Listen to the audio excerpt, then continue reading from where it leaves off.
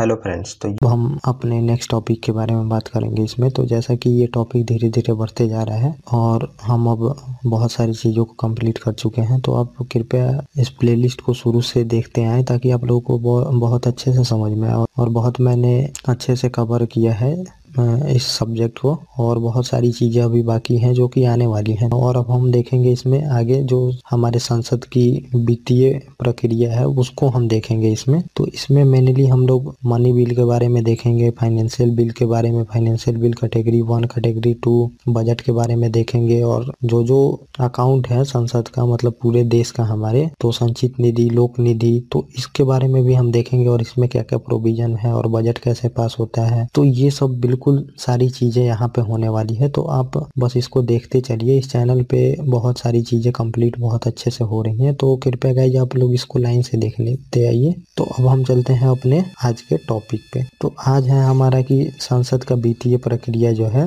Financial matter in parliament. Financial matter बहुत ही important होता है, तो ये बजट से रिलेटेड है टॉपिक, और इसमें जितने फाइनेंशियल काम पार्लियामेंट में होते हैं इसमें हम देखेंगे उसको। तो बहुत सारी चीज़ें पार्लियामेंट में कंप्लीट हो चुकी है, तो इसके पीछे वाले वीडियो को आप देखें तो लेक्चर लिस्ट थंबनेल पे लगा रहता है, तो वहाँ से आप समझ सकते हैं कि कौन सा लेक्चर लिस्ट है। और डिस्क्रिप्शन में प्लेलिस्ट का लिंक भी है, तो वहाँ से भी आप जाके देख सकते हैं सीक्वेंस में वीडियो को। तो जो संसद का फाइनेंशियल काम होता है उसमें बजट वगैरह देखना होता है। तो जैसे कि अभी बजट पास भी, बजट रखा भी गया है कि हमारे माननीय निर्मला सीतारमन जी द्वारा, तो अब उस बारे में हम देखेंगे प्रोविजन क्या क्या है और कैसे पैसा आता है गवर्नमेंट के पास, कैसे खर्च होता है। तो बजट से बहुत सारी रिलेटेड जो चीजें होती हैं वो इकोनॉमिक्स में कवर होती हैं, लेकिन जो पॉलिटी से रिलेटेड है हम वहाँ पे इसको देखेंगे। लेकिन जो इकोनॉमिक्स से रिलेटेड होती हैं वो हम अपने इकोनॉमिक्स के क्लास में देखेंगे, क्योंकि इकोनॉमिक्स से रिलेटेड बहुत सारी चीजें उसमें देखी जाती है, जैसे कि physical deficit, revenue deficit, primary deficit. तो जितने घाटे वाटे होते हैं और जितने टैक्स वगैरह होते हैं वो सब वहाँ पे देखना होता है। यहाँ पे मेनली हम देखेंगे कि अप्रोप्रिएशन बिल कौन सा है और बजट कैसे पास होती है, तो ये सब प्रक्रिया देखेंगे। राज्यसभा की क्या पावर है, लोकसभा की क्या पावर है, ये चीजें हम मेनली यहाँ पे देखेंगे। तो थोड़ा सा मैं यहाँ पे बता दूं, जैसे बजट सत्र होता है, बजट सेशन, ये 1 फरवरी से मई में होता है और ये सबसे बड़ा सत्र है। तो ये आप ध्यान में रखेंगे कि बजट सत्र सबसे बड़ा सत्र होता है। और उसके बाद होता है मानसून सत्र, और मानसून सत्र जुलाई से अगस्त में होता है। और तीसरा जो होता है शीतकालीन सत्र, विंटर सेशन जिसे हम बोलते हैं, ये नवंबर से दिसंबर में होता है और ये सबसे छोटा सत्र होता है। तो अब संसद का सत्र चलते रहता है, क्योंकि संसद हमेशा सेशन में नहीं रहती है। संसद अपना काम करके, जो काम होता है एक सेशन का वो निपटा के सारे सांसद अपने अपने क्षेत्र में चले जाते हैं, क्योंकि सांसद जो होते हैं उनको काम अपने क्षेत्र में भी करना होता है और पार्लियामेंट से रिलेटेड काम भी करना होता है। तो पार्लियामेंट से रिलेटेड काम करके संसद के सदस्य जो होते हैं वो अपने अपने क्षेत्र में चले जाते हैं, वहाँ पे डेवलपमेंट का काम करते हैं, जो भी रिलेटेड काम है उनका वो सब करते हैं वहाँ पे। तो पहले अब हम इसमें देख लेंगे कि संसद की जो निधियां हैं जिसमें पैसा रहता है संसद का, मेनली देश का पैसा, वो अकाउंट के बारे में हम देखेंगे। तो ये सब अकाउंट है, मतलब गवर्नमेंट की ये अकाउंट है। तो इसके बारे में देखेंगे कि कितने प्रकार की अकाउंट है गवर्नमेंट के पास, और किस अकाउंट से गवर्नमेंट कब पैसा खर्च कर सकती है, और कैसे कैसे प्रोविजन है उसमें पैसा खर्च करने का या फिर पैसा उसमें डालने का। तो पहला है मतलब संसद की निधियां। तो पहला इसमें होता है कि संचित निधि हम बोलते हैं, तो ये आर्टिकल 266 के तहत है। कंसोलिडेट फंड ऑफ इंडिया बोलते हैं इसे, CFI इसको हम बोलते हैं। तो भारत सरकार का सबसे बड़ा ये अकाउंट है। तो भारत सरकार के जितने भी टैक्स वगैरह से पैसे, जो भी पैसे जहाँ से भी आते हैं, लोन लेके, टैक्स लेके, तो ये सारे पैसे CFI में ही रखे जाते हैं। गवर्नमेंट कहीं से बोरोइंग करती है, मतलब उधार लेती है, या फिर कोई नया टैक्स इम्पोज करती है, तो मेनली जितने गवर्नमेंट के पैसे आते जाते हैं सारे यहीं से लगभग आते जाते हैं, कंसोलिडेट फंड ऑफ इंडिया। और ये संवैधानिक है, तो ये कॉन्स्टिट्यूशनल फंड है और इसमें कोई लिमिट नहीं है कि इसमें कितना पैसा हो सकता है। जितना पैसा चाहे आप रख सकते हैं और निकाल सकते हैं, इसमें कोई लिमिट नहीं है। और बजट में यहीं से खर्च होता है पैसा, तो जो भी पैसा खर्च होता है बजट में, तो ये यहीं से पैसा खर्च होता है कंसोलिडेट फंड ऑफ इंडिया से। और इसमें कर, मतलब कि जो टैक्स होते हैं, ऋण, जैसे किसी और देश से हम या फिर IMF से हम उधार लेते हैं, तो ये सब पैसा इसी में आएगा। और इसको खर्च करने के लिए एक भी पैसा संसद की अनुमति लेनी पड़ती है, तो एक भी पैसा बिना संसद की अनुमति को नहीं खर्च कर सकते। तो ये कार्यपालिका पे ये वित्तीय नियंत्रण होता है इस पे, क्योंकि बिना लेजिस्लेचर की मर्जी के आप एक भी रुपया खर्च नहीं कर सकते। तो जो गवर्नमेंट होती है उसको पैसा खर्च करने के लिए पार्लियामेंट से अनुमति लेनी पड़ती है। और ये बता दूं मैं कि स्टेट में भी सेम ऐसा ही है। तो state consolidated fund of India होता है। तो अब स्टेट के लिए मैं अलग से नहीं बताऊंगा, इसी से आप समझ सकते हैं कि वहाँ पे भी ये फंड होती है। तो हमारे स्टेट का भी सेम ही स्ट्रक्चर है। जैसे हमारे यहाँ पे राष्ट्रपति होते हैं, वहाँ पे राज्यपाल होते हैं, बाकी सारे प्रोविजन वही है। वहाँ पे सीएम होते हैं और सेंटर में पीएम होते हैं। तो अब हम देख लेते हैं कि एक तो पहला अकाउंट हो गया। तो जैसे मान लीजिए आपके पास भी 1 2 3 अकाउंट होंगे, तो आप उसमें प्रोविजन करके रखते हैं कि ये मेरा पर्सनल अकाउंट है, ये मेरा सैलरी अकाउंट है। तो सैलरी से रिलेटेड चीज़ें आप अलग रखते हैं, पर्सनल अलग रखते हैं, कुछ सेव करते हैं वो अलग रखते हैं, तो कुछ इमरजेंसी वाला अलग रखते हैं। तो इसी तरह गवर्नमेंट का भी अकाउंट होता है। तो अब गवर्नमेंट का दूसरा जो अकाउंट है उसे हम लोक निधि बोलते हैं। तो इसमें भी 266 के तहत ही ये भी है। तो इसे पब्लिक अकाउंट ऑफ इंडिया बोलते हैं, PAF बोलते हैं, पब्लिक अकाउंट ऑफ इंडिया। और ये भी संवैधानिक निधि है, मतलब संवैधानिक फंड है। ऐसा नहीं है कि ये संवैधानिक फंड नहीं है। और इसकी भी नो लिमिट है, इसमें भी कितना भी पैसा रख सकता है। तो इसमें कर के अलावा जो भी पैसा होता है इसमें रखा जाता है। और ये कार्यपालिका के नियंत्रण में होता है। तो ये जो सरकार में होती है उसके अंडर में ये फंड रहता है। और PF सरकारी अधिकारी ये सब के PF वगैरह यहाँ पे जमा होते हैं और इसे गवर्नमेंट खर्च करती है, लेकिन अब पैसा देना होता है तो उनको यहाँ से दे ही दिया जाता है। और स्टेट में भी सेम ही होता है। आर्टिकल भी सेम है, अब ये भी ध्यान रखेंगे। और सेम फंड स्टेट में भी है और ये पूरा कार्यपालिका के नियंत्रण में रहता है। और तीसरा एक होता है आकस्मिक निधि, जिसे हम कंटीजेंसी फंड ऑफ इंडिया बोलते हैं, मतलब कंटीजेंसी फंड होता है ये। और ये 267 आर्टिकल के तहत होता है। और ये वैधानिक है, मतलब ये कॉन्स्टिट्यूशनल नहीं है, ये स्टैट्यूटरी लॉ के थ्रू बनाया गया है। ये समझ, ये स्टैट्यूटरी मतलब ये वैधानिक है और ये सारे संवैधानिक हैं। तो अब हम देख लेते हैं इसकी लिमिट 500 करोड़ रुपए की है। और राष्ट्रपति की अनुमति से PM संसद के सेशन में ना होने पर खर्च करता है। तो मान लीजिए कि संसद हमेशा सत्र में नहीं रहती, सत्र में नहीं रहती है संसद। तो अब जब भी पैसा की जरूरत हो तो आप, ऐसा तो नहीं है कि संसद का सेशन बुलाएंगे। तो इस वजह से ये फंड कंटीजेंसी फंड दिया गया है और ये प्रेसिडेंट की अनुमति से PM खर्च करते हैं यहाँ पे। और बाद में इसमें प्रोविजन होता है कि फिर यहाँ से जब पार्लियामेंट का सेशन आता है तो यहाँ पे जितना पैसा खर्च हुआ है ऐड कर दिया जाता है। और स्टेट में भी सेम ही है, ऐसा ही। और फिर CFI से यहाँ पैसा डाल दिया जाता है। तो जो मैंने अभी यहाँ पे बताया अभी आपको कि जो कंसोलिडेटेड फंड ऑफ इंडिया से यहाँ पे कंटीजेंसी फंड ऑफ इंडिया में पैसा डाल दिया जाता है जब सेशन आता है। तो जैसे कि आप केरल बाढ़ में देखे थे तो यहीं से पैसा दिया गया था उनके काम में। तो अब हम थोड़ा सा देख लेते हैं यहाँ पे जो सरकारी निधि है हमारी CFI और PAF।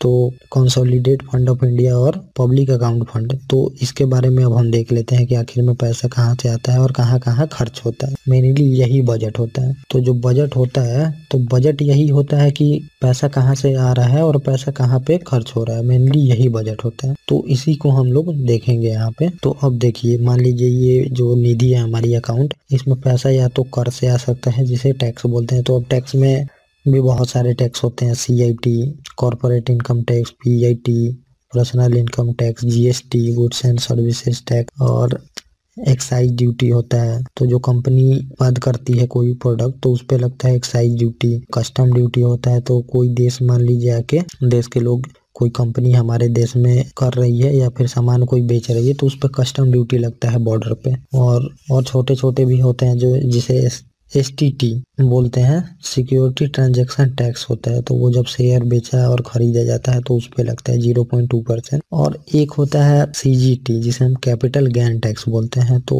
इतने तरह के टैक्स से गवर्नमेंट को पैसा आती है। और आय, मान लीजिए आय से भी पैसा आएगी इसमें। तो आय में क्या होगा, जैसे मान लीजिए कि गवर्नमेंट की बहुत सारी कंपनियां हैं PSU, तो ये जो एल सेल आप सुनते हैं नाम, और ये SBI वगैरह, जो भी ये सब गवर्नमेंट की कंपनी या फिर बैंक जो भी है गवर्नमेंट के अंडर में, उसका पैसा भी इसी में आता है जो वो कमाती है। ऋण, तो ऋण मान लीजिए किसी देश से ले ले वो, या फिर IMF वगैरह से ले ले, तो हम कर्ज भी लेते हैं तो वो भी इसी अकाउंट में आती है, तो इधर आएगी। तो ये जो पैसा आता है ये वित्तीय विधेयक द्वारा आता है, तो ये फाइनेंस बिल द्वारा पैसा आता है इसमें।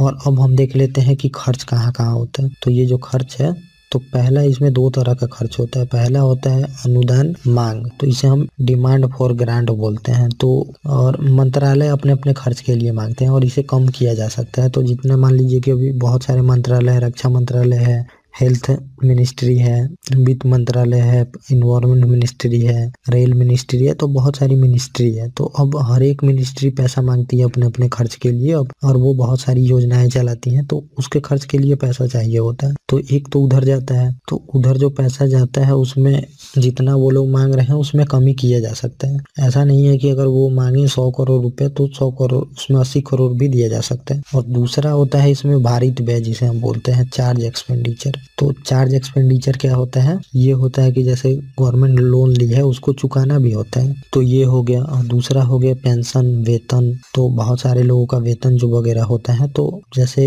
सुप्रीम कोर्ट के न्यायाधीश का वेतन होता है, तो ये चार्ज एक्सपेंडिचर है। तो इसमें गवर्नमेंट कटौती नहीं कर सकती है और या फिर कम नहीं कर सकती है, क्योंकि इससे उनकी पद की जो इंडिपेंडेंस है वो खत्म हो सकती है। क्योंकि मेनली पैसा बहुत मैटर करता है, तो उनके पैसा में कमी या फिर जो पेंशन वगैरह होते हैं उसमें संसद कमी नहीं कर सकती है। उसमें संसद चार्ज एक्सपेंडिचर जो होता है उस पर बहस तो कर सकती है, लेकिन वोटिंग नहीं होता है, कम नहीं कर सकते। आप बढ़ा सकते हैं लेकिन कम नहीं कर सकते। तो ये सब जो भी पद है बड़े बड़े, उनके इंडिपेंडेंस रखने के लिए ये बनाया गया है चार्ज एक्सपेंडिचर। और ये जो लोन चुकाना है, अगर मान लीजिए लोन नहीं चुकाती है गवर्नमेंट, तो इससे देश की बदनामी होगी। इस वजह से भी ये चार्ज एक्सपेंडिचर बनाया गया है, ये जो लोन होता है, क्योंकि इससे पूरे देश की बदनामी हो सकती है कि ये लोग पैसा नहीं चुका पा रहे हैं। तो इसी वजह से ये सब चार्ज एक्सपेंडिचर है, इसमें कमी नहीं किया जा सकता है। और ये जो खर्च का होता है ये विनियोग विधेयक द्वारा, एप्रोप्रिएशन द्वारा इसको पास किया जाता है। तो खर्च का और फाइनेंस बिल द्वारा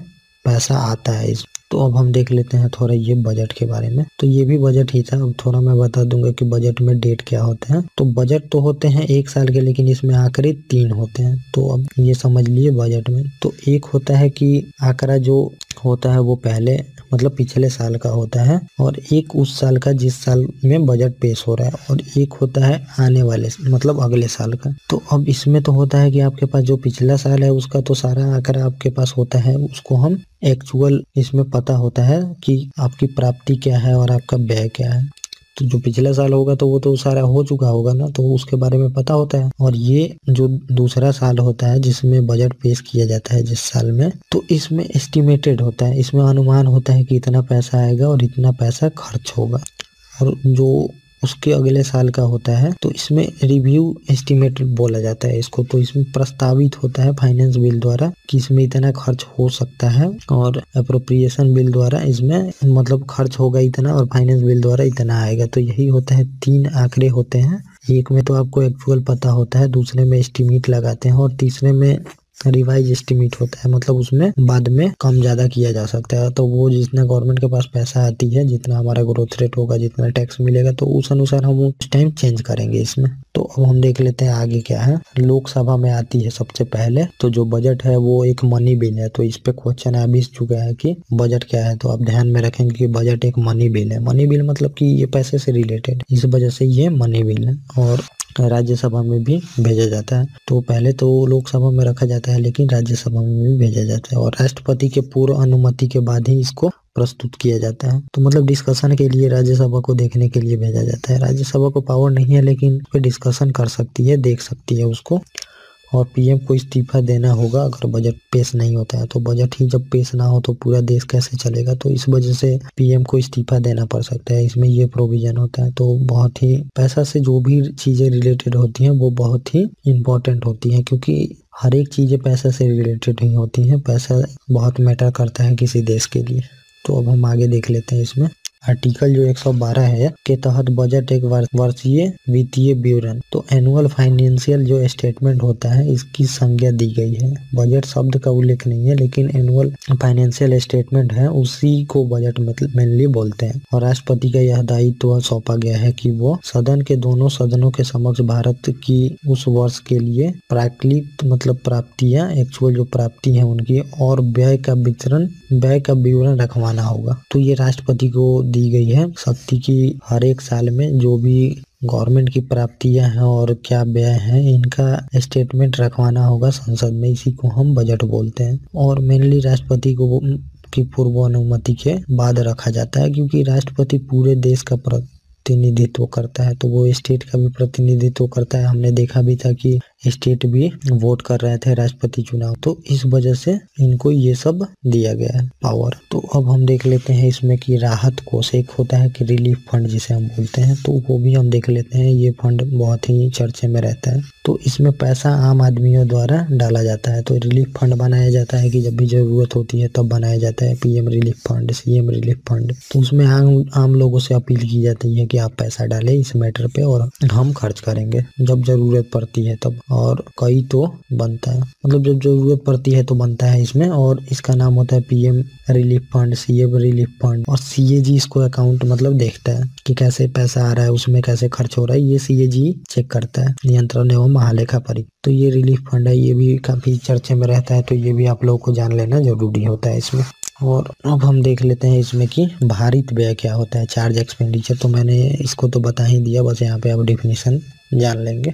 यह संसद पर भारित होता है, इस पर मतदान नहीं किया जा सकता। आर्टिकल 113 के द्वारा इसमें उल्लेख है। और अनुदान की मांग लोकसभा कम या अस्वीकार भी कर सकती है। तो अनुदान की मांग जो होती है, डिमांड ऑफ ग्रांट जिसे बोलते हैं, तो उसमें आप कमी या फिर उसको अस्वीकार भी कर सकते हैं। जो मिनिस्ट्री मंत्रालय मांगती है उसको कम कर सकते हैं, लेकिन जो चार्ज एक्सपेंडिचर है वो कम नहीं किया जा सकता है। इसमें ये जानना आपका काफी जरूरी है।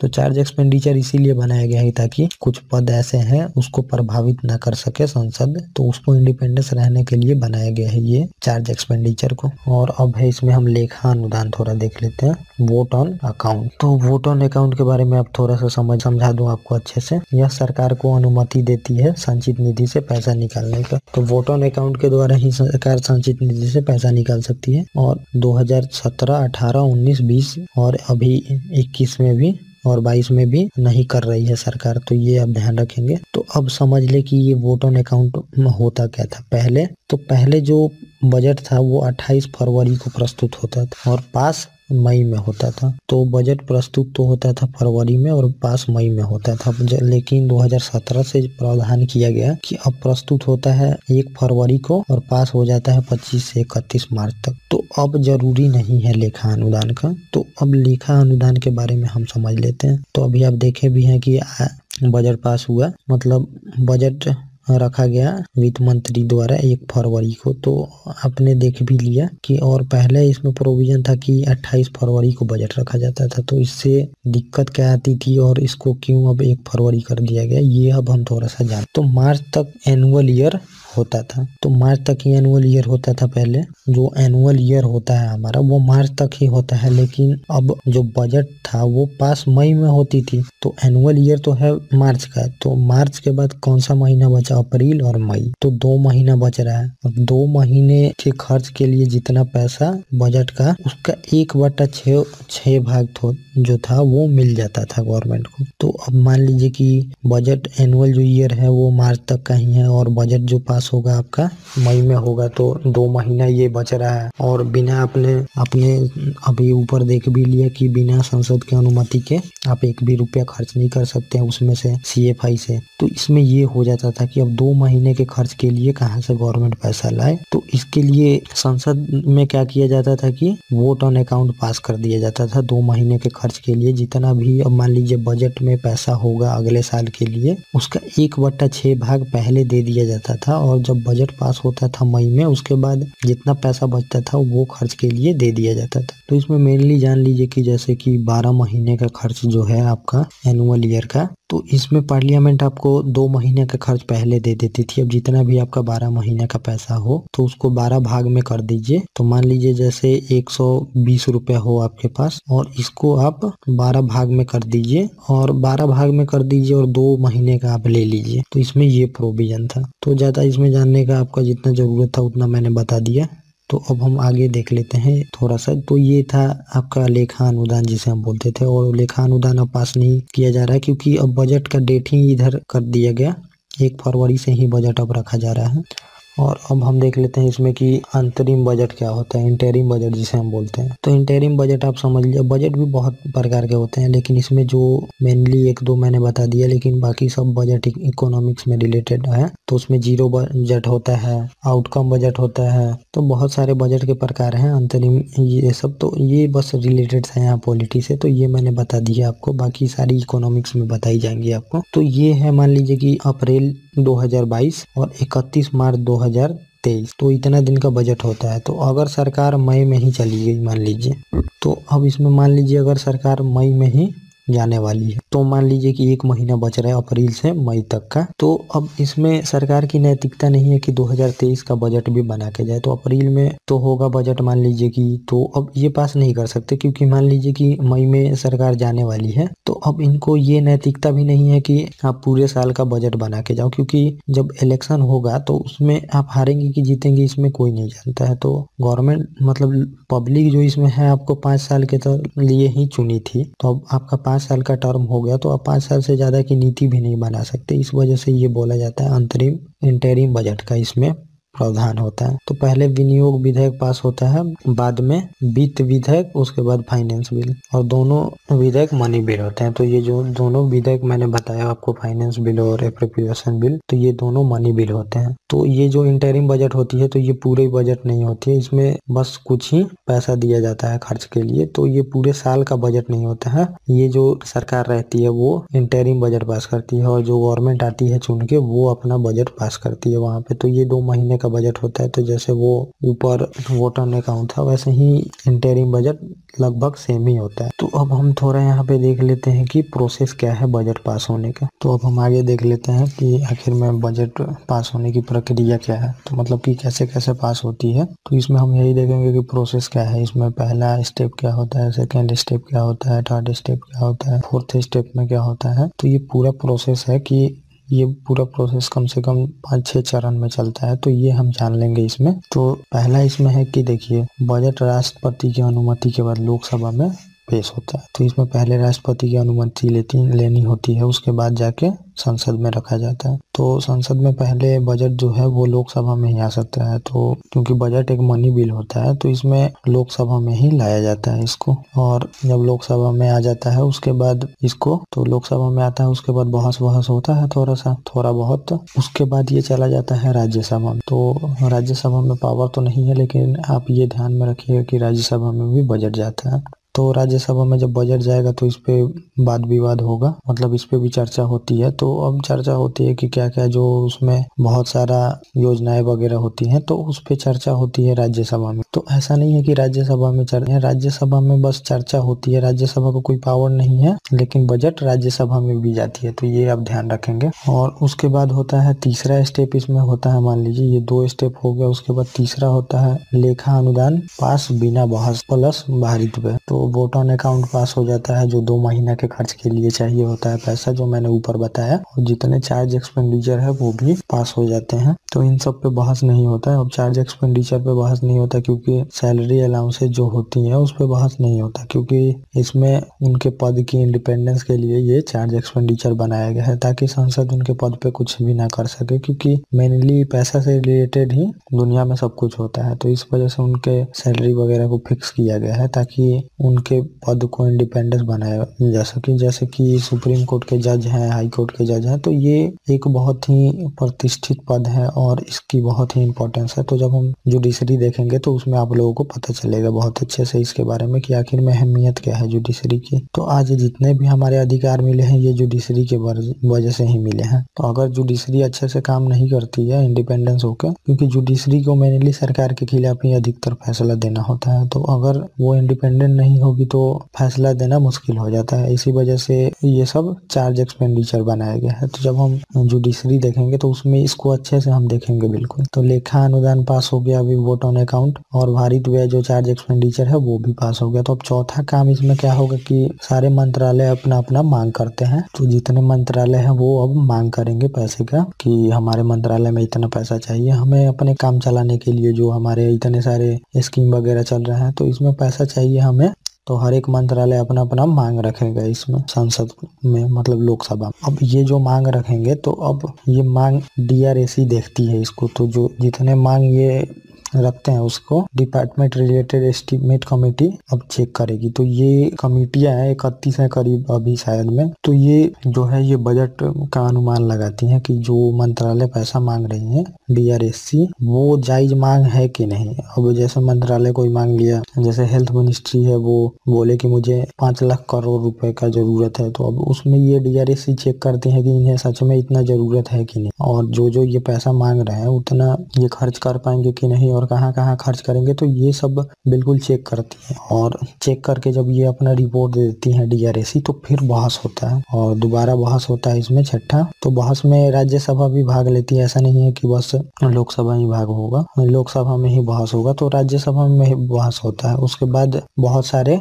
कटौती प्रस्ताव जो कट मोशन होते हैं वो पास होते हैं। तो अब कट मोशन जो होता है कि वो लोकसभा के जो अपोजिशन में मेंबर होते हैं वो इंट्रोड्यूस करते हैं, क्योंकि जो सरकार में होती है वो कट मोशन इंट्रोड्यूस नहीं करती है, क्योंकि उसका सरकार जा भी सकती। अगर कट मोशन पास हो जाता है तो अब मेजोरिटी सीट करनी पड़ सकती है गवर्नमेंट को, इस वजह से कट मोशन जो होता है वो अपोजिशन वाले इंट्रोड्यूस करते हैं। तो वो अब हम थोड़ा देर में देखेंगे कट मोशन। तो 7वां काम हो गया कि दोबारा बहस हो गया। उसके बाद 7वां जो पॉइंट है, मतलब कि 7 नंबर पे काम होता है कटौती प्रस्ताव होता है। तो कटौती प्रस्ताव लगभग कि 20% पे मान लीजिए। तो बहुत सारे कट मोशन, मतलब कि जैसे मिनिस्ट्री पैसा मांगती है तो उसमें कम ज्यादा किया जाता है, उसमें हम खुश नहीं है, हम 800 के जगह 900 खर्च करिए, अब ये सब कट मोशन होता है। तो अभी हम थोड़ा देर में देखेंगे। उसके बाद 8वां काम होता है कि वोटिंग होता है इसमें।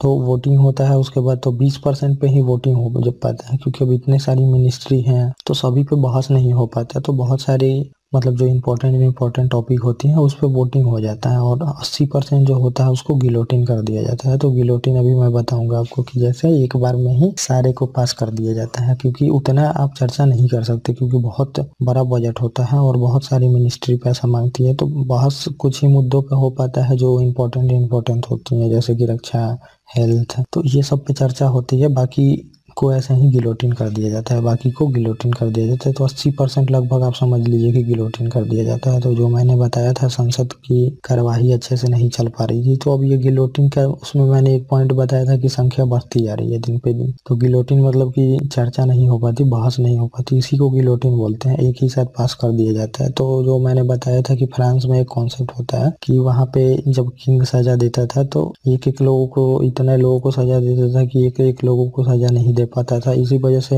वहाँ पे था कि बहुत सारे लोगों को एक साथ करके और गिलोटिन से उनके गर्दन को मतलब काट दिया जाता था। तो वो कॉन्सेप्ट ही यहाँ पे लाया गया है कि अब बहुत सारे जो डिमांड होते हैं मंत्रालय के उसको एक साथ ही पास कर दिया जाता है। तो ये होता है यहाँ पे। और अब उसके बाद होता है कि विनियोग विधेयक जो होता है, एप्रोप्रिएशन बिल जिसको हम बोलते हैं, वो पास होता है लोकसभा में और राज्यसभा को 14 दिन का अनुमति का दिया जाता है कि आप 14 दिन में पास कर दें, अन्यथा ये पास हो जाएगी। और उसके बाद पास होता है फाइनेंस बिल। तो फाइनेंस बिल से ही आप पैसा निकाल सकते हैं, फाइनेंस बिल से ही आप पैसा उसमें डाल सकते हैं जो CFI होता है, कंसोलिडेटेड फंड ऑफ इंडिया। तो फाइनेंस बिल से ही उसमें पैसा डाल सकते हैं। तो विनियोग विधेयक जो खर्च करने के लिए पास हो जाता है एप्रोप्रिएशन बिल, उसके बाद राज्यसभा में 14 दिन के उसके बाद फाइनेंस बिल पास कर दिया जाता है। और इसमें दिया जाता है फिर, मतलब कि इसमें भी जो फाइनेंस बिल होता है इसमें भी 14 दिन का टाइम दिया जाता है राज्यसभा को, अगर नहीं करती है तो भी वो पास ही माना जाता है। उसके बाद आप समझ लीजिए कि बजट पास हो जाता है। तो ये इतना प्रोसेस होता है। तो पहले राष्ट्रपति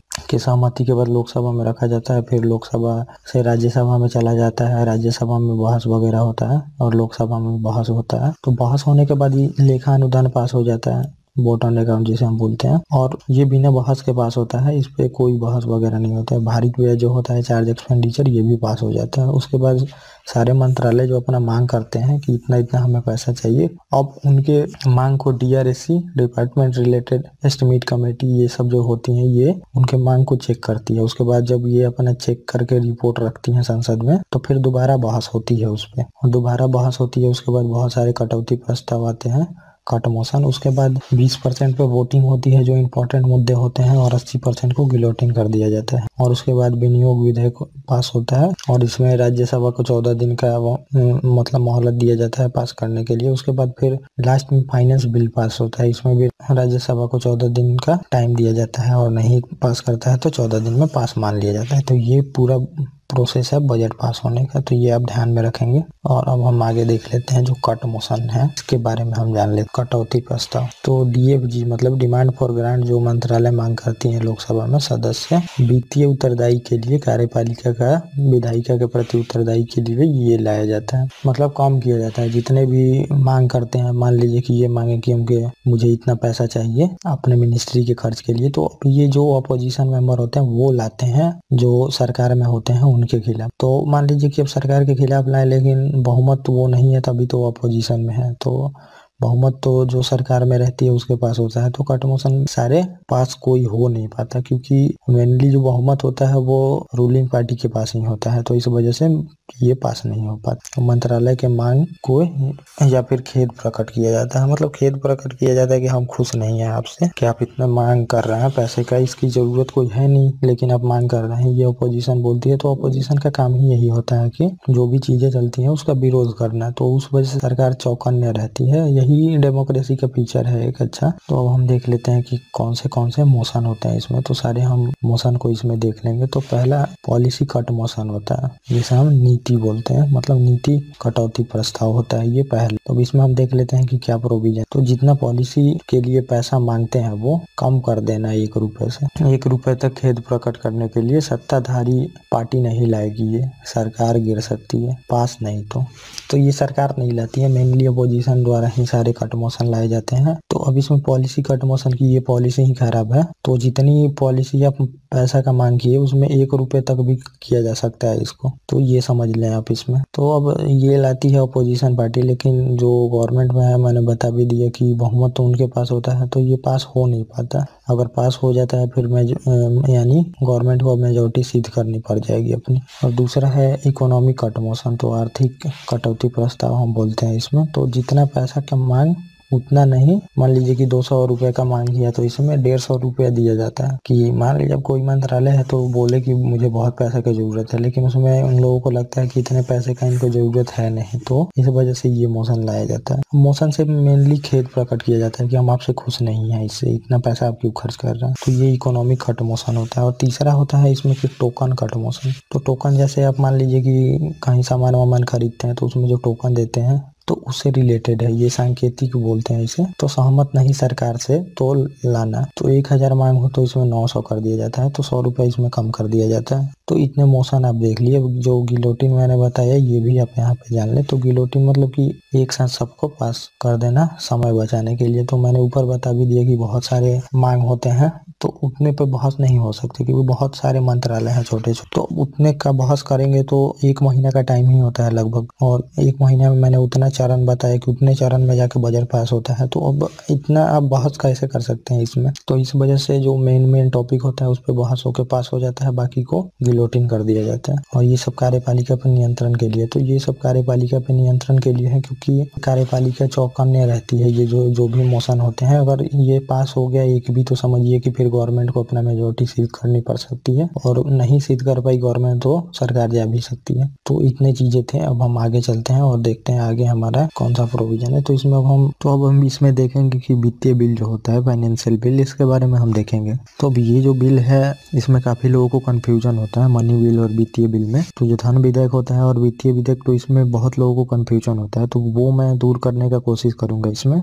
इसी वजह से मैंने इसका बिल्कुल अलग से प्रोविजन मतलब लिखा है और काफी मैं आपको क्लेरिफिकेशन देने का कोशिश करूंगा। तो आप लोग बिल्कुल चिंता ना करें, इसमें एक एक टॉपिक कंप्लीट करी जा रही है और आप कहीं भी और भी क्लास में जाके आप मिला सकते हैं जो बहुत लोग पढ़ाते हैं, तो उसमें आपको पता चलेगा कि इस क्लास में कितना चीजें आपको दिया जाता है और इतने कम समय में। क्योंकि मैं इसमें ये भी करता हूँ कि जो मैं एडिटिंग करता हूँ वीडियो की, उसमें जितने भी ब्लैंक जो साइलेंस नॉइज होता है उसको हटा देता हूँ। जैसे कि आप कहीं पे मान लीजिए बहुत देर चुप हैं, ऐसे मान लीजिए कि चुप है कहीं पे, तो वो सब चीजें मैं हटा देता हूँ ताकि आप लोगों के लिए छोटा वीडियो हो सके और बहुत सारा चीज हो सके और आप लोग जल्दी जल्दी देख के उसको कंप्लीट कर सके। तो आपको ये भी लगेगा कि जब मैं 40-45 क्लासों में ये चीजें पूरे पॉलिटी खत्म कर दूंगा तो आपको लगेगा कि इतने कम टाइम में पॉलिटी कैसे खत्म हो सकता है। लेकिन आप मिला भी लीजिएगा कहीं जाके कि जो लोग 100-100 क्लास 200-200 क्लास 150-150 क्लास लेते हैं और उनका क्लास का टाइमिंग भी बहुत ज्यादा होता है, 1 घंटे 1.5 घंटे का, तो उसमें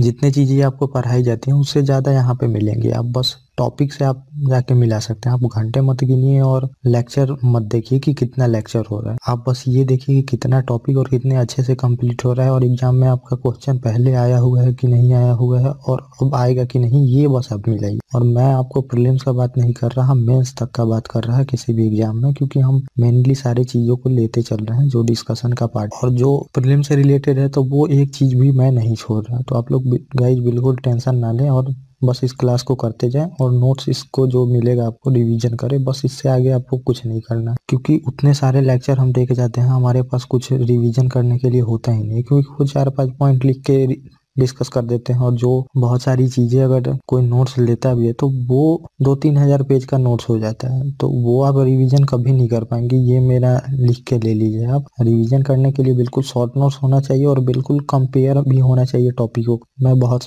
कंपेयर करके भी इसमें दिखाता हूँ आप लोगों को। तो जैसे हमने राज्यसभा लोकसभा के बारे में कंपेयर किया, वैसे ही अब आने वाले जो हमारा इमरजेंसी होगा उसमें भी हम कंपेयर करेंगे, सारे बिल का भी कंपेयर करेंगे, सुप्रीम कोर्ट, हाई कोर्ट, ये सब पावर भी आपको कंपेयर करना है, ताकि क्योंकि क्वेश्चन बहुत कंफ्यूजन वाले होते हैं तो आप वहां पे सॉल्व नहीं कर पाइएगा। तो ये सब चीजें आप लोगों को समझनी है। तो हम ये टॉपिक देख लेते हैं। इसमें वित्तीय बिल, फाइनेंशियल बिल जो होता है, तो इसमें ये 2 कैटेगरी के होते हैं, तो आप इसको ध्यान रखिएगा। तो पहला होता है धन विधेयक, जिसे हम मनी बिल बोलते हैं। तो इसका जो धन विधेयक होता है, ये होता है जो 110(1) में आर्टिकल में दिया है, ए से लेके एफ तक, तो क से च तक जो है वो धन विधेयक है। और बाकी जो फाइनेंशियल बिल है, वित्तीय विधेयक, तो इसमें भी 2 कैटेगरी के होते हैं। वित्तीय विधेयक कैटेगरी 1 जिसे हम बोलते हैं क, तो 1A भी हम बोल सकते हैं, क बोलिए, 1 बोलिए, ए बोलिए। तो इसका आर्टिकल 117 में है और क्लॉज 1 में। तो फाइनेंशियल बिल कैटेगरी ए भी बोलते हैं, कैटेगरी 1 भी बोलते हैं, तो आप इसको ध्यान में रखिएगा। और दूसरा होता है वित्तीय विधेयक बी, फाइनेंशियल बिल बी होता है, कैटेगरी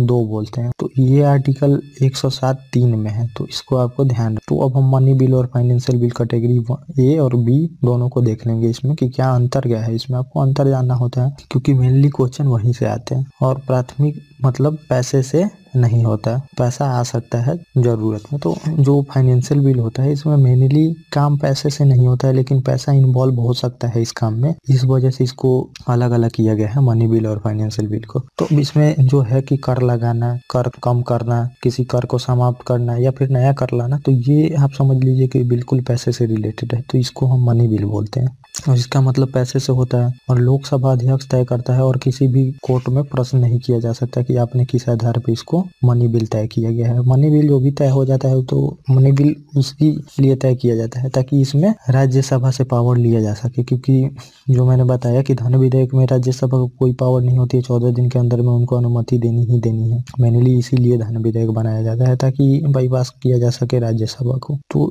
इतनी चीजें हैं। तो इसमें जो फाइनेंशियल बिल है कैटेगरी 1, कैटेगरी 1, ये पैसे से रिलेटेड तो है, लेकिन मेन मकसद इसमें पैसा का नहीं होता है। तो अब मान लीजिए कि कोई मिनिस्ट्री बनाना है, तो मेन मकसद आपको पैसा नहीं है, इसमें आपको काम करना है, मिनिस्ट्री बनाना है, लेकिन पैसा इन्वॉल्व भी हो सकता है मिनिस्ट्री बनाने में, उतने सारे कर्मचारी वगैरह लगेंगे, तो ये सब चीजें और बहुत सारे खर्च लगते हैं मिनिस्ट्री बनाने में, तो वो चीजें लगेंगे। लेकिन आपका मेन मोटिव ये नहीं था कि आपको पैसा से रिलेटेड कोई काम करना है, मेन मोटिव था आपको कोई मिनिस्ट्री बनाना, तो इसमें ये है। तो अब हम देख लेते हैं कि आखिर में मनी बिल कौन सा है। तो धन विधेयक जो आर्टिकल 110 क्लॉज 1 में दिया गया है, तो इसमें हम देख लेंगे कि ए से लेके एफ तक है इसमें। तो इसमें क्या क्या दिया गया है, कौन कौन सा विषय परिभाषा दी गई है, तो इसमें बता दिया गया है बिल्कुल कि ये चीजें मनी बिल ही है। तो इसमें देखिए जो कर आरोपित करना मतलब कर को लगाना, उत्साधन मतलब हटा देना, परिहार मतलब ये सब शब्द तो बहुत आप देखेंगे तो हिंदी के कठिन होते हैं, लेकिन मैं तो बहुत सारा जो शब्द होता है वो अपने लैंग्वेज में लिखता हूँ, लेकिन कुछ वहाँ से भी लिख देता हूँ, ताकि जब क्वेश्चन में जब देगा तो वो उसी शब्द को यूज कर सकता है। इस वजह से आपको शब्द का भी ज्ञान होना चाहिए। और परिवर्तन करना या विनिमय करना, तो ये सब कम करना, लगाना, हटाना, दूसरा नया कर ला देना, उसको परिवर्तन कर देना, तो ये सब धन विधेयक में आता है और ये ए में दिया गया है, मतलब काम में। और सरकार द्वारा धन उधार लेना, तो ये भी समझ लीजिए कि मनी बिल ही है। प्रत्याभूति विनिमय, तो मान लीजिए कि कोई बेच दे कंपनी वगैरह, तो ये सब प्रत्याभूति विनिमय होता है। खरीद बिक्री सिक्योरिटी ट्रांजैक्शन का होता है, तो ये भी मान लीजिए कि धन विधेयक में ही आएगा। और CFI और आकस्मिक निधि जो थी, कंसोलिडेटेड फंड ऑफ इंडिया, और आकस्मिक निधि अभिरक्षा में जमा करना और निकालना, ये मनी बिल ही होता है। तो बजट इसीलिए मनी बिल माना जाता है, क्योंकि पैसा CFI से निकाला और उसमें रखने का प्रावधान होता है, इस वजह से ये मनी बिल ही होता है। और संचित निधि में धन का विनियोग, मतलब रेगुलेशन, तो संचित निधि में कोई भी रेगुलेशन आपको करना है, कम करना है, ज्यादा करना है, तो ये मनी बिल ही होगा। और भारित व्यय घोषित करना, तो जो चार्ज एक्सपेंडिचर होता है उसको घोषित करना, बढ़ोतरी करना भारित व्यय में। तो भारित व्यय आप कम तो नहीं कर सकते, लेकिन बढ़ा सकते हैं। तो अब जो चार्ज एक्सपेंडिचर मान लीजिए किसी और नए पद के लिए आप घोषित करना चाहते हैं, तो वो मनी बिल हो। जैसे आपको लगता है कि किसी और पद के लिए इंडिपेंडेंट बहुत जरूरी है उस पद के लिए, तो आप उसको चार्ज एक्सपेंडिचर घोषित करना चाहते हैं, तो वो आपको फिर उसके लिए मनी बिल लाना होगा इसमें। और जो चौ है, तो इसको एफ हम बोलते हैं। तो संचित निधि भारत के लेखे में धन प्राप्त करना, संघ या राज्य की लेखाओं की संपरीक्षा करना। CFI और पब्लिक अकाउंट से पैसा प्राप्त करना, तो ये भी धन विधेयक में आएगा। तो ये जो A से F तक है, इतने टॉपिक इसमें, तो आप इसको ध्यान में रखेंगे कि ये चीजें मनी बिल होती हैं, और इसमें राज्यसभा का बिल्कुल पावर नहीं होता है। तो अब हम देख लेते हैं जो ये फाइनेंशियल बिल कैटेगरी 1 और 2 हमने ऊपर आपको बताया था मैंने, तो ये अब हम बात कर लेंगे इसमें। तो फाइनेंशियल बिल, वित्तीय बिल, तो पहले नंबर तो ये वित्तीय बिल क्या होता है, उसके बाद जो कैटेगरी होता है वो हम देख लेंगे। तो आर्टिकल 117 पैसे से संबंधित नहीं है, साथ ही पैसे से जुड़ा हुआ। प्राथमिकता पैसा से नहीं होता है, लेकिन पैसा लग सकता है। तो जो मैंने ऊपर बताया भाई कि आपको काम पैसे से मेनली इसमें नहीं होता है, मेनली लेकिन पैसा इन्वॉल्व हो सकता है, तो पैसा की जरूरत पड़ सकती है। तो मेनली जो भी काम होते हैं तो उसमें कुछ ना कुछ पैसे की जरूरत हो सकती है, लेकिन आपका मेन मोटिव ये नहीं है कि आपको पैसा खर्च करना है या फिर पैसा से जुड़ा चीज, अब उसमें पैसा भी आ सकता है। तो अब हम देख लेते हैं जो इसमें कैटेगरी 1 है, तो वो और 2। तो आर्टिकल वित्तीय विधेयक प्रकार 1, मतलब जिसे ये बोलते हैं, 117 क्लॉज 1 में दिया गया है। और इसमें प्राथमिकता पैसे से नहीं है, पैसा मतलब आप धन समझ ले, तो धन से नहीं है ये मैं बोल रहा हूँ। तो मेनली धन से नहीं है, लेकिन सहसंबद्ध हो सकते हैं, तो लेकिन पैसा आ सकता है इसमें। और अब वो कहाँ से संबंध लेगा आपको ये समझ लेना है। तो जो मनी बिल ऊपर मैंने बताया आपको A से लेके F तक, तो इससे मान लीजिए कि ये जुड़ेगा और लोकसभा में पहले रखा जाता है। तो जो कैटेगरी 1 होता है विधेयक, तो वो आपका मोटिव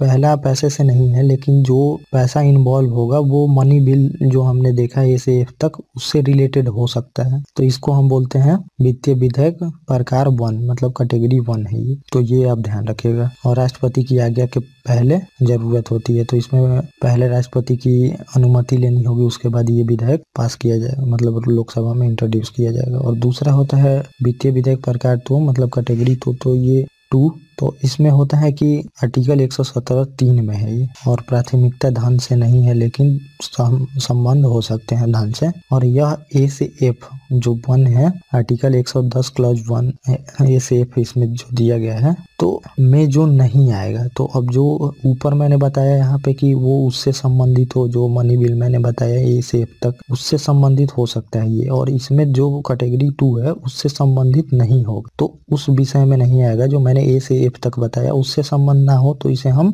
फाइनेंशियल बिल कैटेगरी 2 बोलते हैं। तो ये आप ध्यान में रखिएगा इसको। और इसको ऑर्डिनरी बिल ही माना जाता है। तो ऑर्डिनरी बिल मतलब साधारण विधेयक द्वारा जैसा ही ये होता है। और राज्यसभा लोकसभा किसी में भी राष्ट्रपति के पूर्व अनुमति की आवश्यकता इसमें नहीं होती। तो ये मनी बिल मतलब साधारण बिल जैसा होता है, ये मनी बिल जैसा नहीं होता है। तो इसमें राष्ट्रपति की पूर्व अनुमति की कोई जरूरत नहीं है, और ये लोकसभा या राज्यसभा किसी में भी इंट्रोड्यूस हो सकता है। तो आप ये ध्यान में रखेंगे। और दोनों सदनों में पारित कराना जरूरी होता है इसको। तो दोनों सदनों में पारित कराना जरूरी होता है। तो जैसा ऑर्डिनरी बिल होता है, तो इसको दोनों सदनों में पास कराना जरूरी होता है, इस वजह से ये प्रोविजन है इसमें। और वीटो कर सकता है इसमें राष्ट्रपति।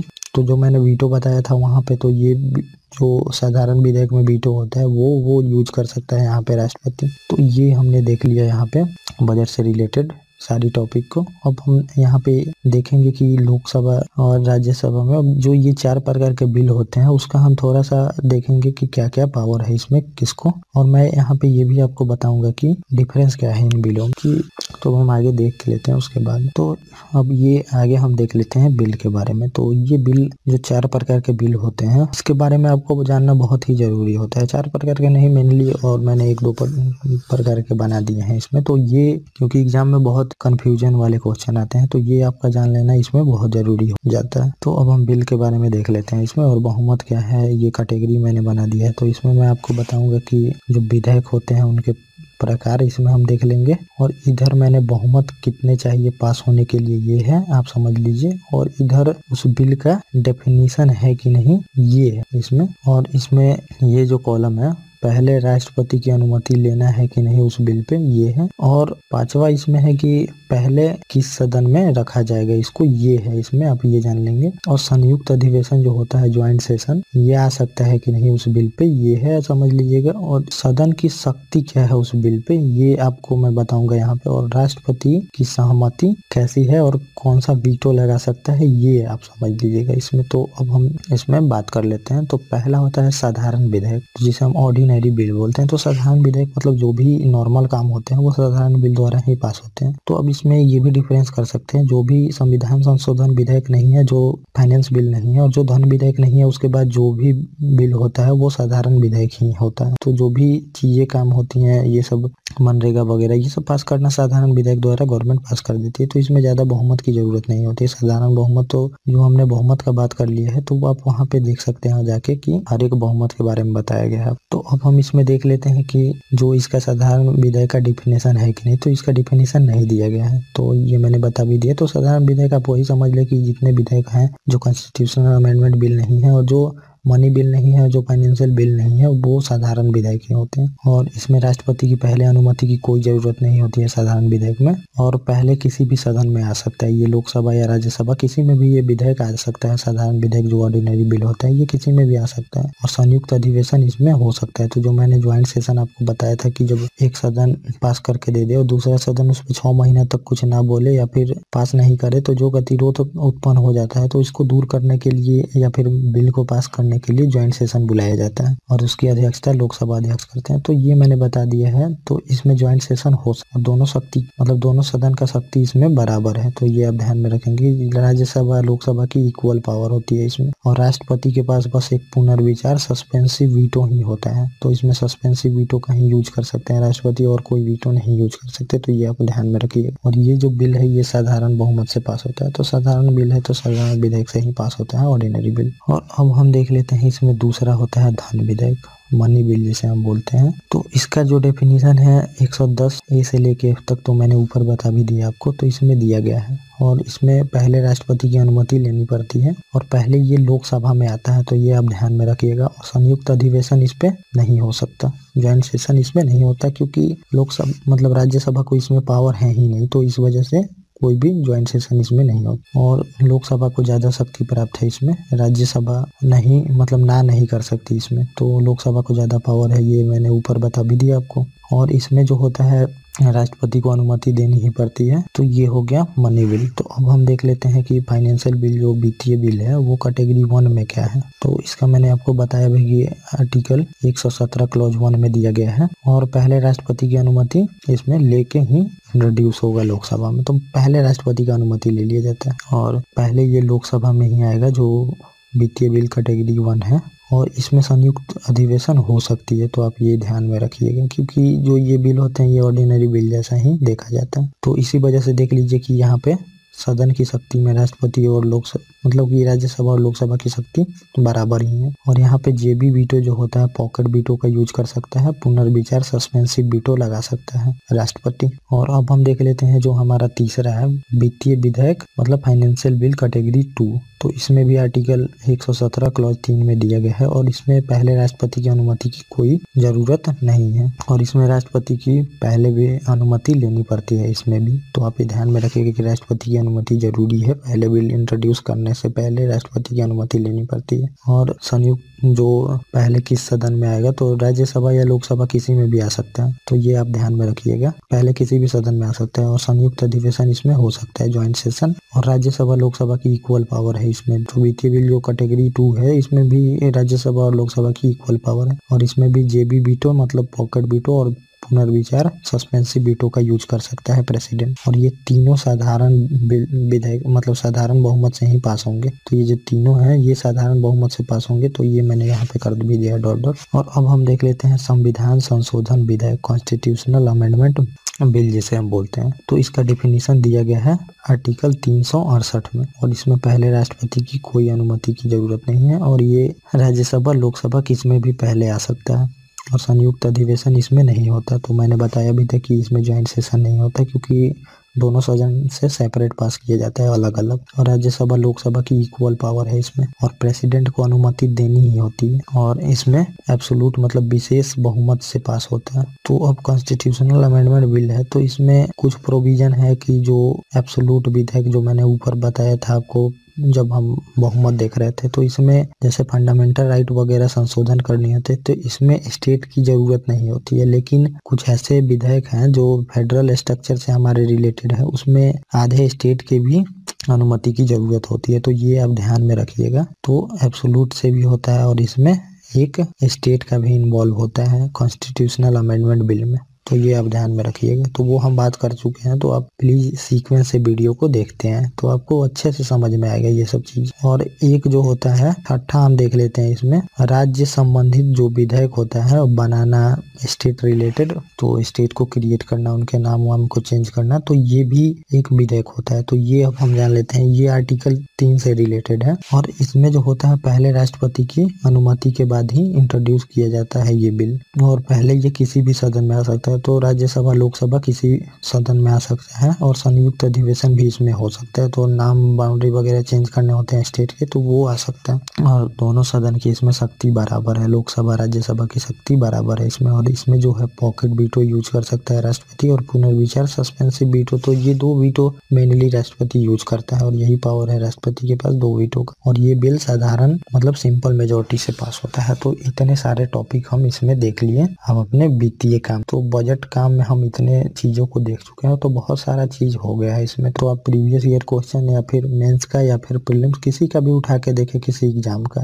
पीसीएस का भी मैं बता रहा हूँ, तो कुछ उसमें फैक्ट छूट सकते हैं, जैसे कि किस स्टेट में सबसे ज्यादा विधानसभा सीट है, किस स्टेट में सबसे कम विधानसभा सीट है, वो सब चीजें छूट सकती है। तो वो सब चीजें आपको चार्ट देख के याद करनी पड़ेंगी, लेकिन कॉन्सेप्चुअल एक भी क्वेश्चन बीट नहीं होगा और मेनली जो भी फैक्ट इंपॉर्टेंट होते हैं वो भी नहीं बीट होगा, ये मेरा चैलेंज है। तो बस आप इसको देखते चलिए और रिवीजन मैं बार बार बोलता हूँ क्योंकि बिना रिवीजन की आपको कुछ नहीं आएगा। ये सब चीजें 100 बार भी रिवीजन करने पे ही। तो मेरा मोटिव होता है कि सारी चीजों को आप समझ जाए, उसके बाद धीरे धीरे आप रिवीजन करते जाइएगा। तो पहले तो आपका कॉन्सेप्ट क्लियर होते जाएगा रिवीजन, उसके बाद जितना रिवीजन करिएगा धीरे धीरे फैक्ट भी क्लियर होते चला जाता है, आपको फैक्ट भी याद होते चले जाएंगे। तो ऐसे आप लोग करिए। Okay guys, thank you.